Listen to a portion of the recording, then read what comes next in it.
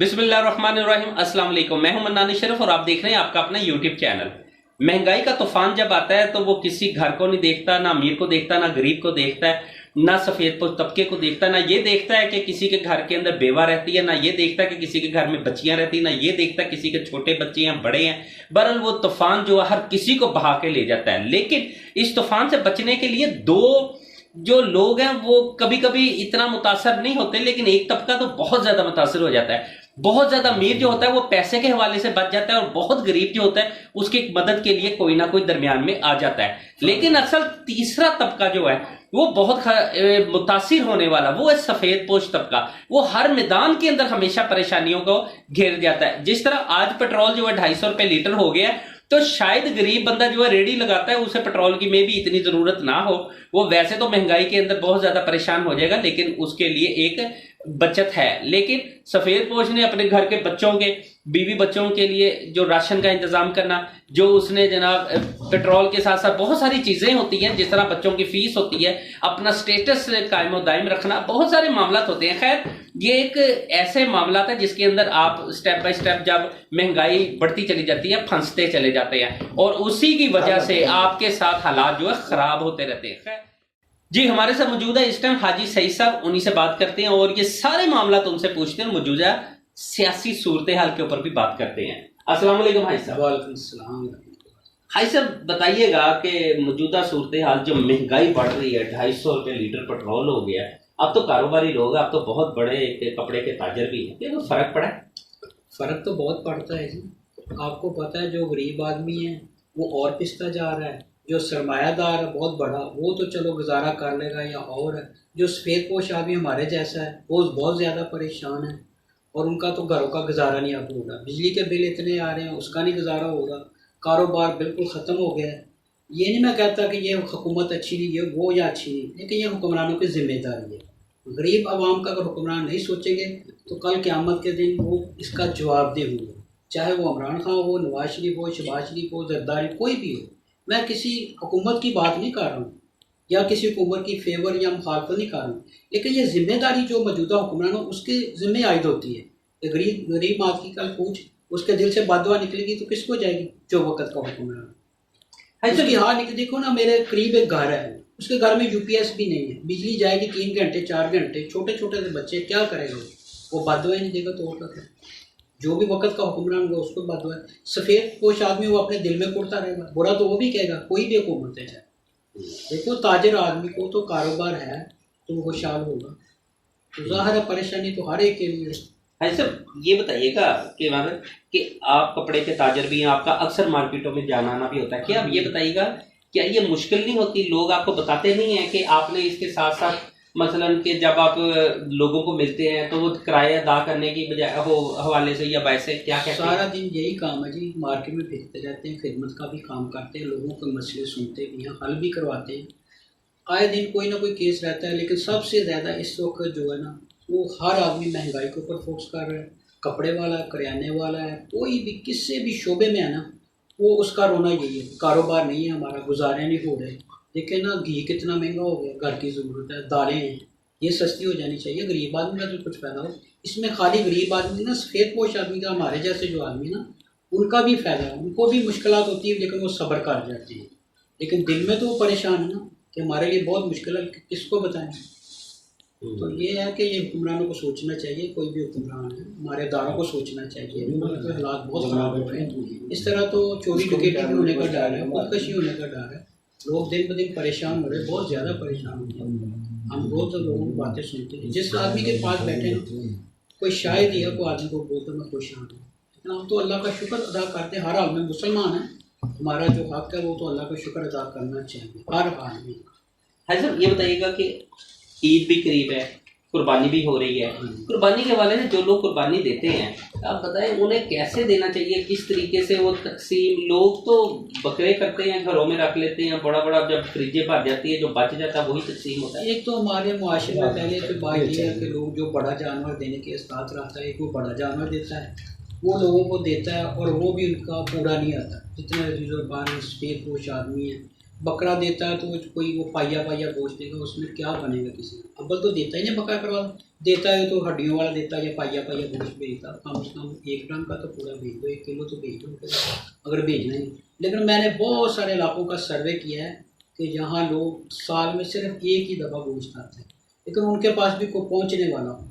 इधर हमारे खिदमत कमेटी बनी है माशाल्लाह, कुछ हमारे हमसाए को ताजर आदमी हमें गोश्त देते हैं, वो 3-3 किलो का पैकेट बना रहे हैं, उनको लिस्टें बनी उनके पास। मैं तो बोलूँ जैसे भाई ने अगर ताउन करना है तो मेरे को ऊपर कुछ पहुँचा दे, रहनाबाद गली नंबर 4 में, तो वो भी गरीबों को तकसीम कर रहे हैं जितनी उनकी हमारी इस्तात है कमेटी की। लेकिन अगर यही चलो शोभा तो ये खिदमत कमेटी लग जाए, गरीबों का भला हो जाएगा। लेकिन इस वक्त तो गरीबों की आई पड़ रही है, जिसकी है। अच्छा, गवर्नमेंट कहती है कि हमें बद्दुआएं ना दें, क्या बद्दुआएं मौजूदा हुकूमत का हक नहीं है, उन्हें मिलनी चाहिए? मेरी बात सुनिए, बद्दुआओं का मसला ये है कि आदमी नहीं भी देना चाहता है तो निकल जाती है। मैं 8-10 साल पुरानी बात कर रहा हूँ, मेरे घर में यूपीएस भी नहीं था और लाइट चल जाती थी। मैं रात सोया सर 2 बजे, मेरे दिल से बद्दुआ निकली जरदारी का दम पर कि या अल्लाह इसको कुछ हदायत दे दे या ये हमारे ऊपर से मुसलत ख़त्म कर देते हैं। देखो कोई भी आदमी है वो ना चाहते हुए बद्दुआ निकलता है। अच्छा, बद्दुआ ये नहीं बद्दुआ देने से होती है, दिल में जो आ होती है वो बद्दुआ ही होती है। चाहे वो गरीब आदमी हो, सफ़ेद पोश भी जब परेशान होता है उसके दिल से भी आ निकलती है। ऐसा बद्दुआ ये बोलने से नहीं होती, दिल से निकलती है। अल्लाह को तो पता होता है कि ये आदमी किस स्टेज पे खड़ा है। ऐसा वैसे अगर वही स्टेज अल्लाह ना करे आज होती तो आज, अब तो अल्लाह ने आपको बहुत अता फरमा दिया, लेकिन अगर आज होती कि आज भी वैसी बद्दुआ निकलती? नहीं, मेरी बात सुन, मैंने पहले बोला कि बद्दुआ देने दिल से निकलती है, लेकिन मुझे ये एहसास तो है ना, मेरे साथ ये गुजरा। मैंने अभी बोला कि हमारे हमसाई उनके घर यूपीएस भी नहीं, बच्चे हैं छोटे छोटे उनके, रात जब लाइट जाती है तो मैंने सुना कि वो बद्दुआएं बहुत हैं। अच्छा, थोड़ा सा सियासी माहौल के ऊपर आ जाए। अगर इमरान खान की हुकूमत अभी ख़त्म हुई है, मौजूदा हुकूमत नून लीग की आ गई है, जिसे पीडीएम की हुकूमत भी कहते हैं, सारे सबकी मुश्तरका। अब ये बताइएगा कि 2 हुकूमतें हैं, 2 मौक़िफ़ हैं। इमरान खान ने हमेशा मौक़िफ़ लिया था कि हमने गुलामी नहीं करनी, पर दुनिया में जितना मर्जी हमें नुकसान हो जाए। मौजूदा हुकूमत क्या है कि हमने गुलामी करनी है, हमने मुल्क चलाना है। अच्छा, मौक़िफ़ किसका बेहतर है? मुल्क किसका चल रहा है? देखिए जी, बेहतर तो ये है कि इतनी हम भूख काट रहे हैं, महंगाई काट रही है, फिर गुलामी तो ख़त्म होनी चाहिए ना। जब गुलामी ख़त्म होगी तो अल्लाह इज़्ज़तें भी दे देगा, अल्लाह रिज़्क़ में फरावानी आ जाएगी, उसी रिज़्क़ में बरकत आ जाएगी। ये हमारे ऊपर जो गुलामी का तौक़ है ना, इसी वजह से ये तंगियाँ भी हमें आ रही। ये हुक्मरानों की पॉलिसी गलत है, कोई भी है, कोई भी हुक्मरान है। मैंने तो एक चीज़ देखी है कि पाकिस्तान के साथ जो भी गद्दारी करे ना, अल्लाह उससे पूछता जरूर है। चाहे इमरान खान हो, नवाज शरीफ हो, जरदारी हो, और अल्लाह ने पूछा है। ये पाकिस्तान हमारा कैसा मुल्क है कि इसकी जो बुनियादें हैं नहीं, इसमें 15,000 शहदा का खून है, बूढ़े बच्चे। जब हमने आज़ादी ली थी, आज़ादी किस चीज़ की ली थी? ला इलाहा इल्लल्लाह। तो फिर हम गुलाम ही गुलाम, तो फिर किस चीज़ की आज़ादी? आज़ादी ली इसीलिए हमने गुलामी ख़त्म करनी है। चलो इतनी महंगाई हम समझ लें कि हम बर्दाश्त कर लेते हैं, लेकिन हमारे ऊपर जो बाहर के मुल्कों का मुसलसल या मुसल्लत है ना, वो ख़त्म हो जाना चाहिए।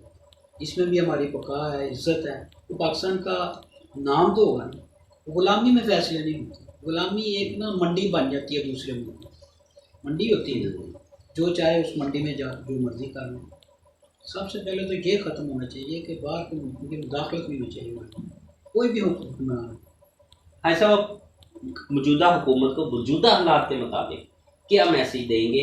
आप एक ताजर हैं, कपड़े का कारोबार करते हैं, कि आप लोगों के कारोबार चलने के हवाले से, महंगाई के हवाले से आप क्या कहना चाहते हैं? ठीक है जी, मेरी तो बात ना, देखिए मैं किसी जमात का हिस्सा ना, मैं नून लीग का हूँ ना पीटीआई का हूँ। दोस्त अब आपसे बात होती रहती है नून लीग से भी, पीटीआई से भी, लेकिन इस वक्त नून लीग वाले लोग भी ना, वो भी परेशान हैं। महंगाई तो सबके ऊपर, ये तो नहीं ना नाम लिखा ये नून लीग का या पीटीआई का, इसके ऊपर महंगाई है नहीं, सबके ऊपर ही, तो वो भी बहुत परेशान है। लेकिन कोई भी है ना, जिस जमात का मैंने देखा उसको बुरा नहीं कहता, नहीं कहा जाता है कि जमात होती है बेशक वो गलत, लेकिन गलत को गलत तो कहना चाहिए, किसी भी जमात का उसको गलत कहना चाहिए।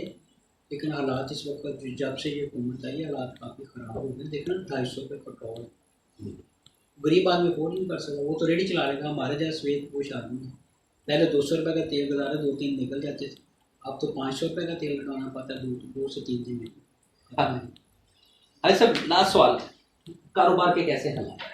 कारोबार हालात में देखो जी, हम मुसलमान हैं, अल्लाह का शुक्र अदा करना चाहिए हर वक्त, जिस हाल में भी। हमारा ईमान और यकीन है कि अल्लाह का हर हाल में शुक्र है, लेकिन मजमूई तौर पे लोगों से जब मिलते हैं तो वो परेशान हैं, उनको हौसला ही देते हैं कि कोई बात नहीं, हौसला रखो, अल्लाह ने रिज़्क़ लिखा है, नसीब में वो मिल जाए, लेकिन हौसला नहीं ला रहा।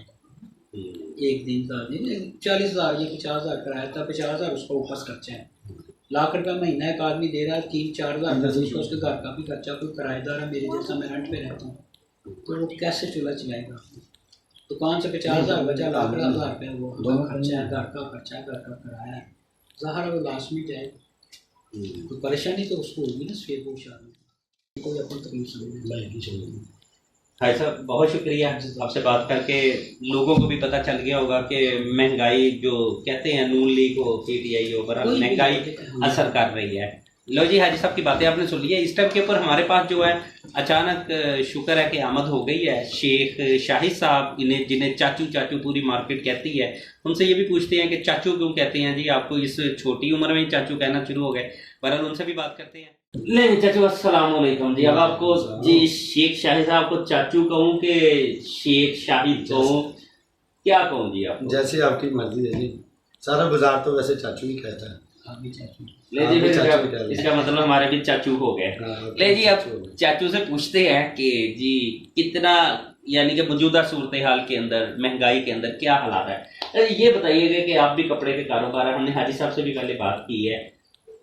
ये मौजूदा हुकूमत के जो चाहने वाले हैं वो तो कई ये भी कहते हैं कि जी महंगाई तो कुछ भी नहीं है, क्या महंगाई है, 250 रुपये लीटर पेट्रोल हो गया, घी चला गया 600 रुपये किलो, महंगे दालें महंगी हो गई, केड़ी क़यामत आ गई है। अच्छा, जिनके घरों में है वो तो ये लफ्ज़ कह रहे हैं, जिनके नहीं है उस वाले ज़रा।